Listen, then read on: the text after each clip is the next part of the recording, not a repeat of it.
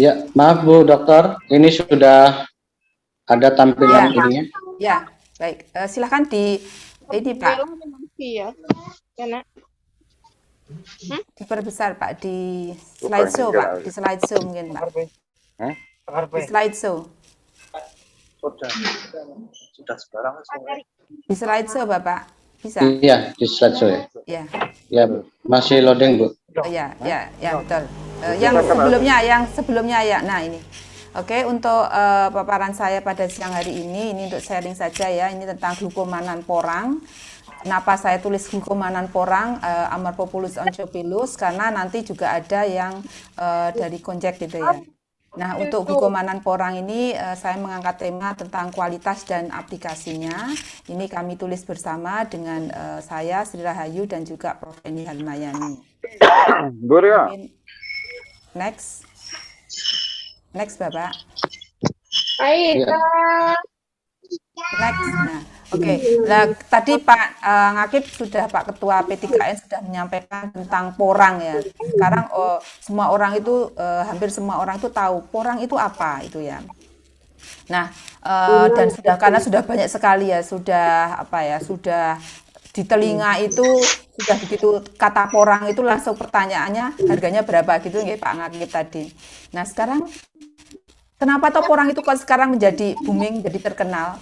Nah, mungkin tidak banyak yang tahu, belum banyak yang tahu ada apa di balik porang sehingga dia bisa menjadi nilai ekonomisnya menjadi tinggi, banyak dicari orang, banyak dicari oleh importer dan sebagainya. Nah, salah satu kandungan porang ininya yang eksotis tadi adalah glukomanan. Jadi dalam porang itu mengandung glukomanan, gitu ya. Mengandung glukomanan. Sekarang glukomanan itu apa?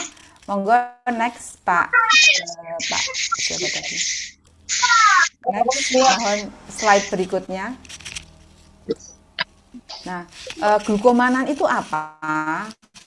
Jadi glukomanan itu apa atau makanan apa atau glukomanan itu? Nah, glukomanan itu adalah intinya serat pangan yang dia larut dalam air dan dapat diperoleh dari umbi tanaman porang. Jadi dari umbi tanaman porang. Jadi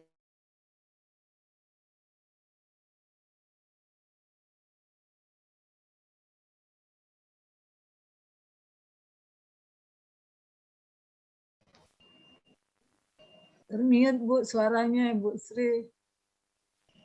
saya ikut di mute tadi. Ya. Jadi glukomanan itu adalah serat pangan yang larut dalam air. Nanti saya tunjukkan larut dalam air itu seperti apa. Yang dapat diperoleh dari tanaman porang, dari umbi tanaman porang. Dan secara komersial itu glukomanan sering disebut sebagai tepung konjek atau konjek.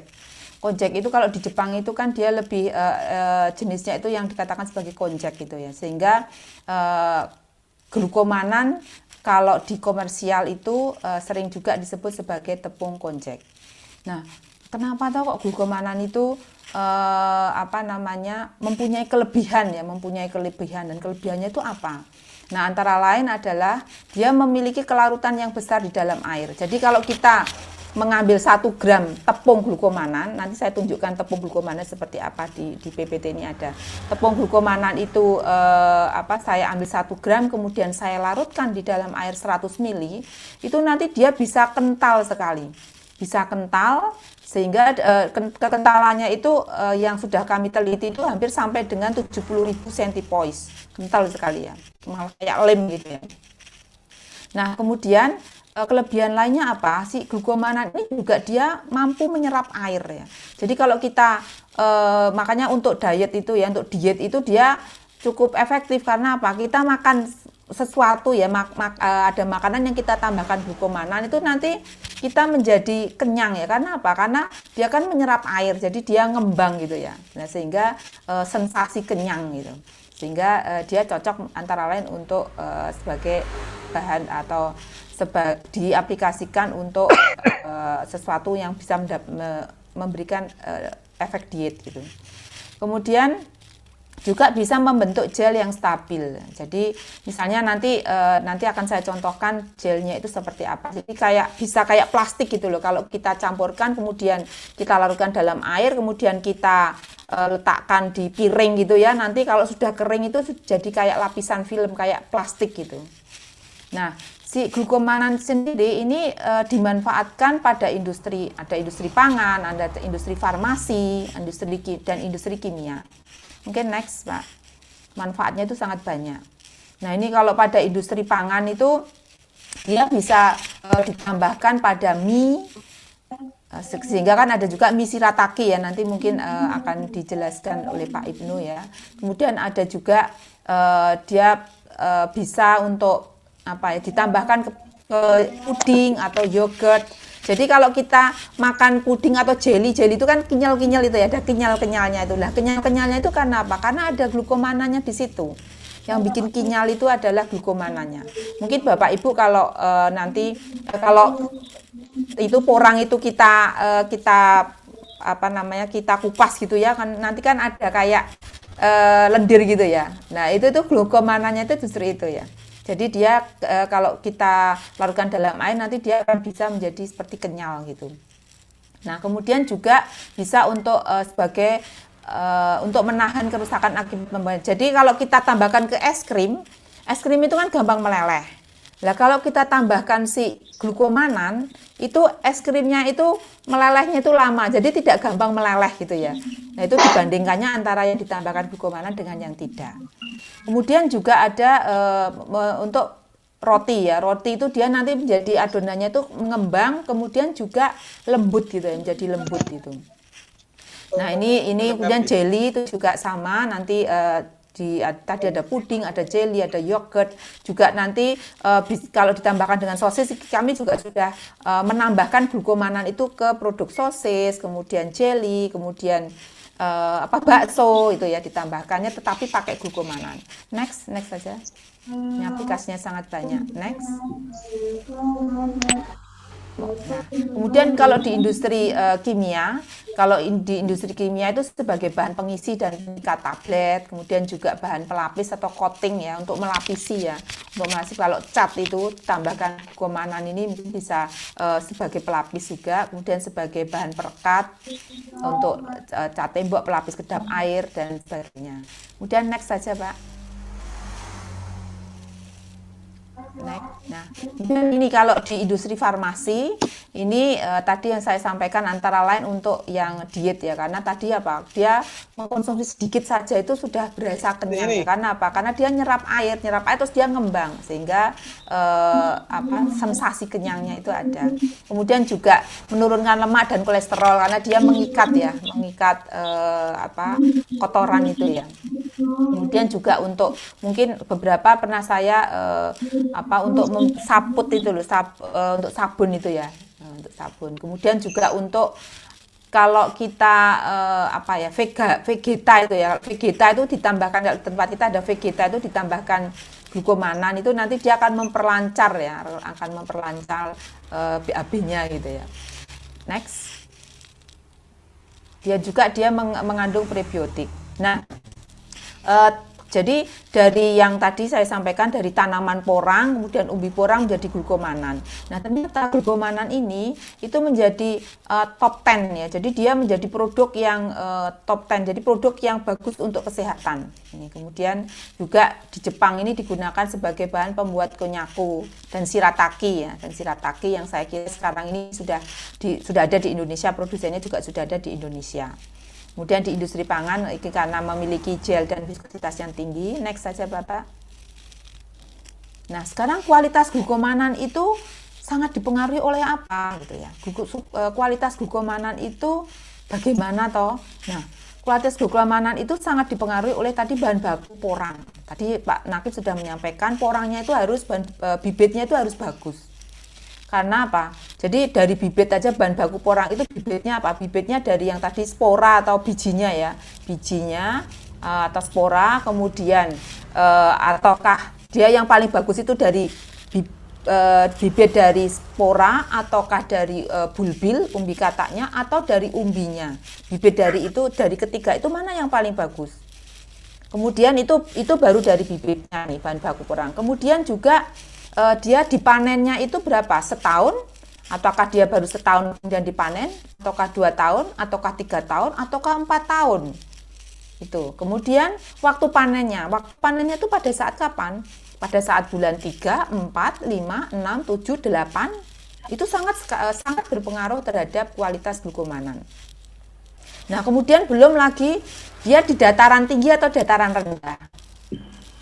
Kemudian di daerah mana dengan kandungan tanah yang macam-macam. Nah, itu yang sampai saat ini saya kira belum ada pemetaannya ya. Jadi karena kualitas glukomanan dari porang itu sangat dipengaruhi oleh bahan baku, sehingga budidaya pun juga harus dispesifikkan budidaya porang seperti apa yang bisa menghasilkan glukomanan dengan kualitas yang bagus.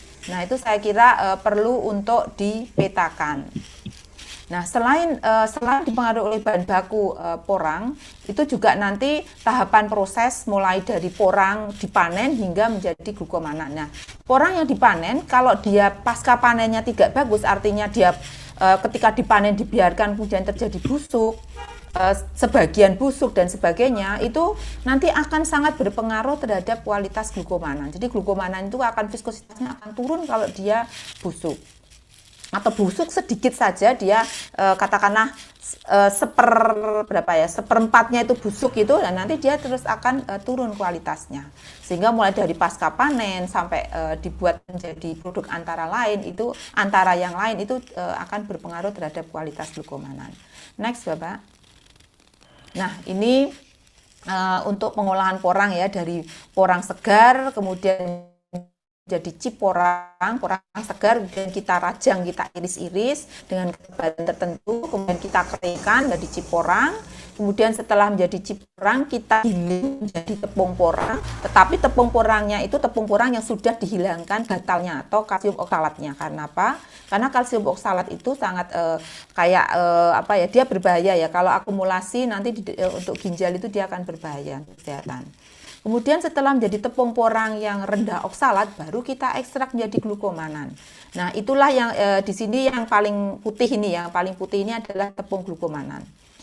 Sampai saat ini Indonesia, dari yang saya ketahui, mohon maaf nanti kalau mungkin ada yang bisa menambahkan atau memperbaiki. Indonesia itu masih ekspornya itu chip porang. Saya lihat di BPS itu ekspornya itu di situ ditulisan konjak chip gitu ya, chip porang dalam bentuk chip porang.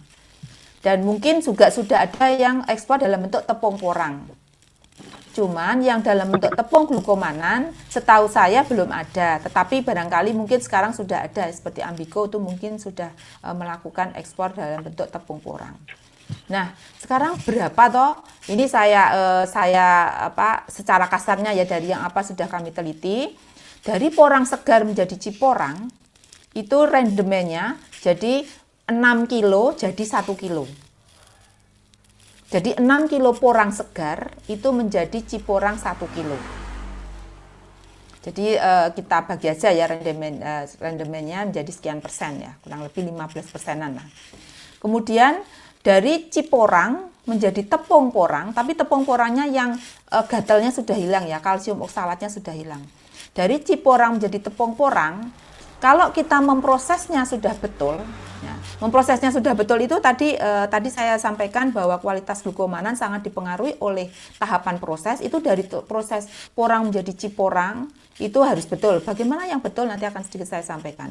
Kemudian dari chip porang menjadi tepung porang itu rendemennya antara itu yang paling rendah itu kalau yang pernah kami teliti itu antara 35 hingga 50%. 35 hingga 50%. Itu ringnya memang sangat tinggi. Kenapa sangat tinggi? Itu karena tadi bahan bakunya porang tadi. Nah, kemudian dari tepung porang menjadi glukomanan itu rendemennya berapa? Rendemennya itu juga berkisar antara 40 hingga 60. Kemarin saya sempat mendapatkan tepung porang dari salah satu produsen di Indonesia. Itu saya ekstrak tepung porangnya itu sampai bisa dari tepung porang menjadi glukomanan, rendemennya itu bisa menjadi sampai dengan 65%, 65 hingga 70%. Saya kira itu sangat bagus ya. Nah, dari kisaran harga ya, sekarang makanya kalau mungkin kalau petani akan menjual porang itu juga dipikirkan juga sampai dengan ke glukomanannya ini ya. Nah, dengan rendemen tadi ini di sini 6 kilo menjadi 1 kilo. Kemudian dari dari Ciporang ke sini itu rendemennya sekitar 35 hingga 50%. Kemudian dari artinya 35 itu kalau di Ciporangnya itu 100 kilo ya jadinya tepung porang itu 35 kilo hingga 50 kilo itu ya separuhnya hingga maksimal separuhnya. Kemudian dari tepung porang menjadi glukomanan itu kisaran ini tepung porangnya 100 kilo ya jadinya glukomanan itu antara 40 kilo hingga 60 kilo gitu. Next.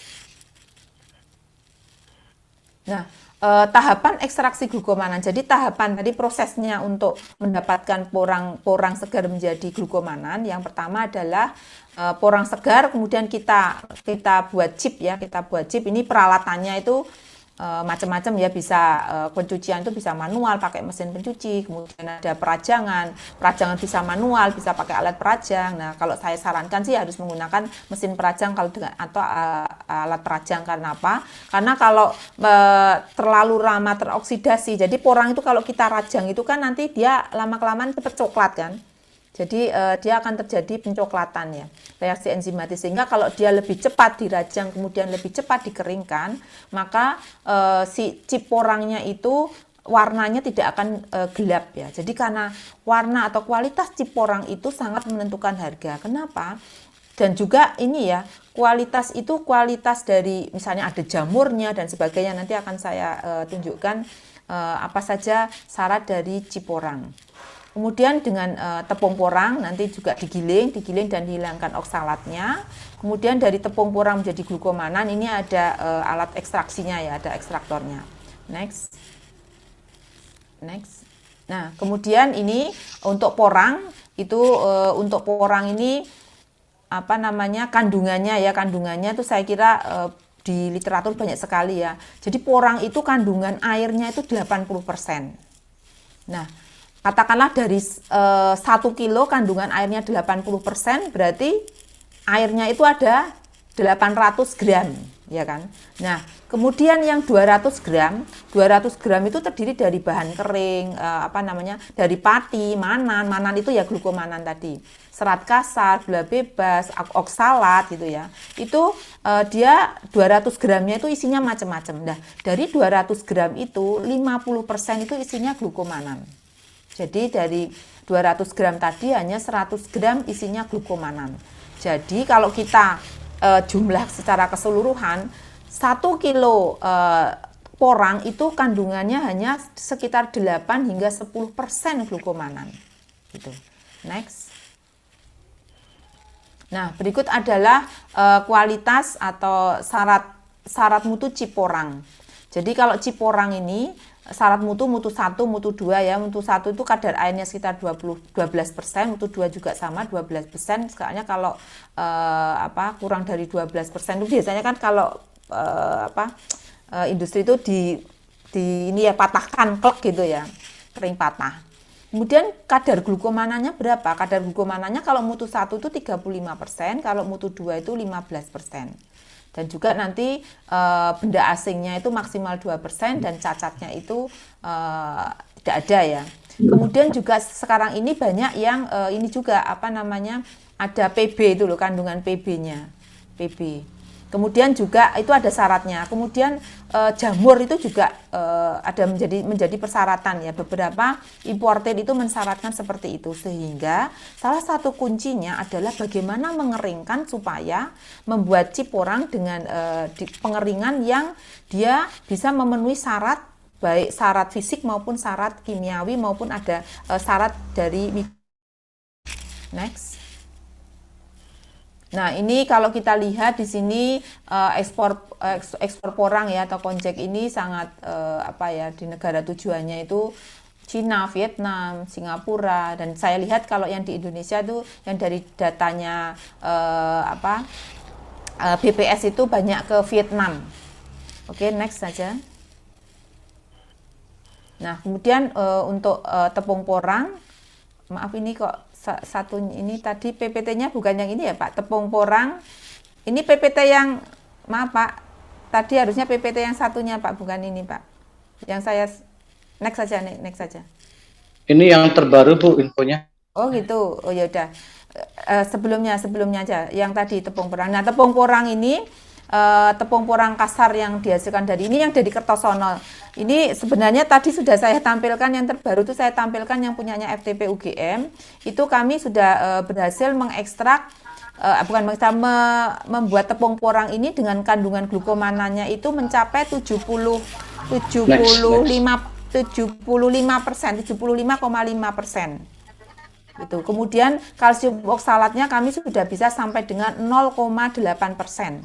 0,8%. Jadi gatalnya itu sudah kita hilangi hingga 0,8%. Nah, mungkin agak sedikit salah kaprah ya kalau tepung porang dengan glukomanan. Beberapa memang mencampurkan tepung porang itu untuk olahan pangan. Tapi mungkin harus dicek juga berapakah kalsium oksalatnya. Karena apa? Karena kalsium oksalat itu kan gatal. Nanti bentuknya tuh kayak jarum-jarum gitu ya.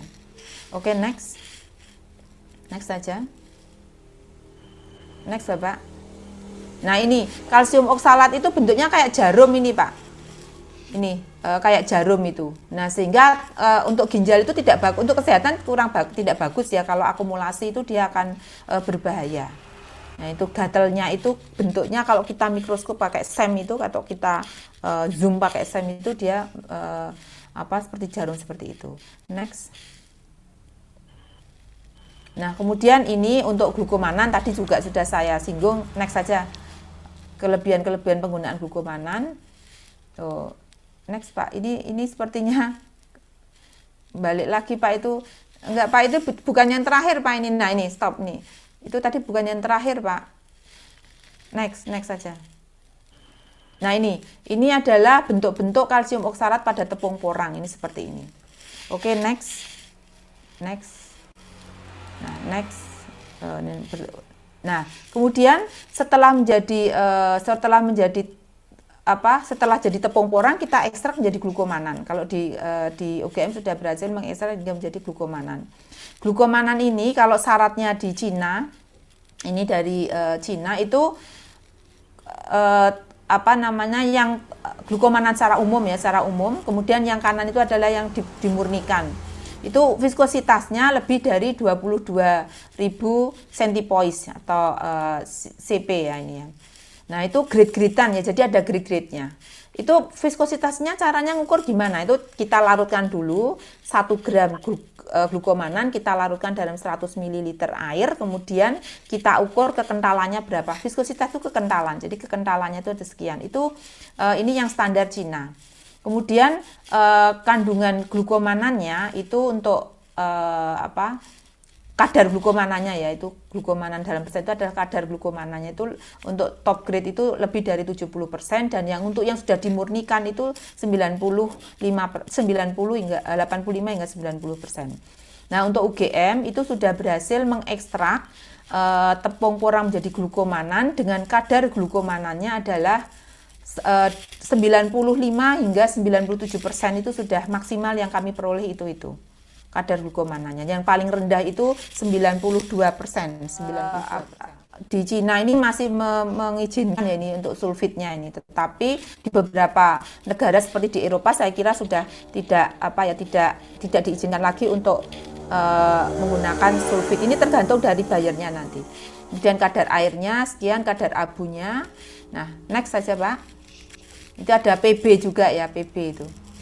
Nah, kemudian kalau yang di Eropa ini ini karena tidak ada informasi kadar glukomanannya ya, tetapi rata-rata di Eropa pun juga kadar glukomanannya hampir sama dengan yang persyaratan di Cina.